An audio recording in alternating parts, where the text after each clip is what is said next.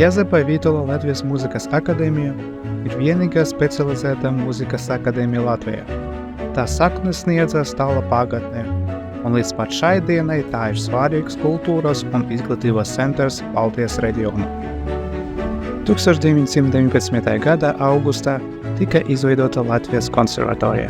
Šai laika izveidoja spēcīga starptautiskā mūziķu kopiena, kas nodrošināja akadēmijā augstas prasības atbilstošu profesionālu līmeni. Tomēr tikai 91. gadā augstskolai tika piešķirts pašreizējs nosaukums – Jāzepa Vītola Latvijas Mūzikas akadēmija. Akadēmija ir nemitīgi attīstošas mūzikas pasaules sastāvdaļa, piedaloties dažādos festivālos, konkursos un kultūras pasākumos, kā arī piedāvā studentiem iespēju piedalīties starptautiskajā studentu apmaiņas programmā, kur var iegūt pieredzi citas pasaules augstskolās un iepazīties ar citām mūzikas kultūrām. Šādas iespējas papildina un paplašina studentu redzesloku, ļaujot tiem iegūt starptautisku perspektīvu uz mūzikas izglītību. Kas ir labi akadēmijā ērģeldniekam? Man šķiet, ka te ir vairākas labas lietas, bet pirmkārt droši vien tās 3 ērģeņu klases. Lūk, šeit mēs esam ērģeļu zālē, un mums ir vēl 2 ērģeļu klases ar labiem mācību instrumentiem.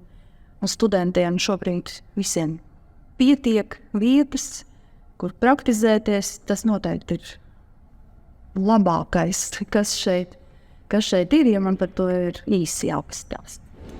Es domāju, ka šajā akadēmijā ir ļoti atsaucīgas ikviena no šīm katedrām, un šajā ziņā ir paspildināti izcelt kompozīcijas katedru, jo manuprāt, ka šai katedrē ir visintensīvākā sadarbošanās ar visām pārējām katedrām, kas ir šajā akadēmijā. Un tā visa tā kopības sajūta un tāda savstarpējā draudzība, man liekas, ļoti klātesoša tajā visā. Un es domāju, ka tas ir ļoti pateicīgi arī gan kā jauniem komponistiem, jauniem skaņdaražiem un tam līdzīgi. Tik daudz iedvesmojošu cilvēku, ir vienmēr telpas, kur vingrināties, instrumenti. Jā, un tas jaukākais ir tiešām tā mūziķu apmaiņa ar idejām un tikšanās un kontaktu veidošana un tālāk. Akadēmija ir arī bagāta ar izcilām personībām, kas ieguldījušās savu pieredzi un zināšanās augstskolas attīstībā. Piemēram, Nikolais Tauge, Lucija Gārota, Adolfs Abele un Dalīvalds Deksnis, Valdis Muktu Pāvels, Pēteris Barisons, Raimonds Pāvls, Evalds Berzinskis. Ir tikai daži no vadošiem profesionāļiem, kur ir bijuši daļā no akadēmijas.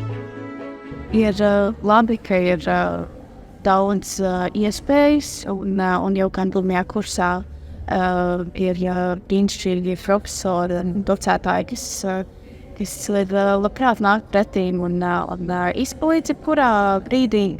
Lūsu akadēmijā pašlaik ir ļoti gaišs Ziemassvētku gars, mēs esam tik daudz lampiņu, mums ir ļoti forša atmosfēra, mums arī ļoti forša atmiņas telpa, kur mums ir dīvainīgi pufiņi, var arī uzsildīt savu tēju ar medu, vispār uzēst kaut ko garšīgu un saldumātos. Mūsu akadēmijā ir arī forša eglīte, uz kuru ir patīkami skatīties, un forša bīde, forša skolēni, forša pedagoģi. Jāzepa Vītola Latvijas Mūzikas akadēmija ne tikai attīsta jaunus talantus, bet arī pielāgojas jaunām prasībām un izaicinājumiem. Akadēmijas vadība ļoti rūpējas par savu informatīvo digitālo vidi. Piemēram, Akadēmija savā tīmekļa vietnē sniegs jums visu Jāzepa Vītola Latvijas Mūzikas akadēmijas pasaulī, kurā katrs jūsu jautājums var atrast atbildi tikai ar pāris klikšķiem.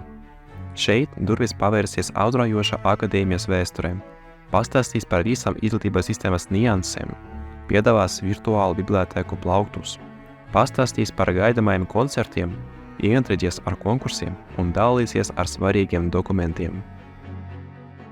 Turklāt akadēmijā darbojas inovatīva sistēma Asimut, kas atklāja visas Jāzepa Vītola Latvijas Mūzikas akadēmijas telpas, kurās notiek izglītojošas aktivitātes un vai radoša praksēm, kā arī nodrošina pieeju studentu lekciju grafikiem.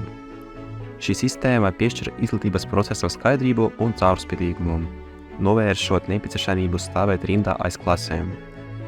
Asimov ļauj efektīvi plānot savu laiku, padarot studijas ērtākas un neradot lieku slogu akadēmijas personālam.